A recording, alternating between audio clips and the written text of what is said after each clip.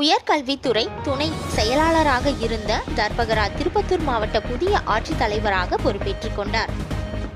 தமிழகம் முழுவதும் 6 மாவட்ட ஆட்சித்தலைவர்கள் உள்ளிட்ட 12 IAS அதிகாரிகள் பணியிட மாற்றம் செய்யப்பட்டதை தொடர்ந்து திருப்பத்தூர் மாவட்ட ஆட்சித்தலைவராக இருந்த பாஸ்கர பாண்டியன் திருவண்ணாமலை மாவட்டத்திற்கு மாவட்ட ஆட்சித்தலைவராக பணியிட மாற்றம் செய்யப்பட்ட நிலையில் உயர்கல்வித்துறை துணை செயலாளராக இருந்த தர்பகரா திருப்பத்தூர் மாவட்ட புதிய ஆட்சியராக நியமிக்கப்பட்டதை தொடர்ந்து நேற்று காலை சரியாக 10 மணி அளவில் மாவட்ட ஆட்சித்தலைவர் 2ஆம் தளத்தில் உள்ள அலுவலகத்தில் மாவட்ட ஆட்சித்தலைவராக பொறுப்பேற்றுக் கொண்டார்.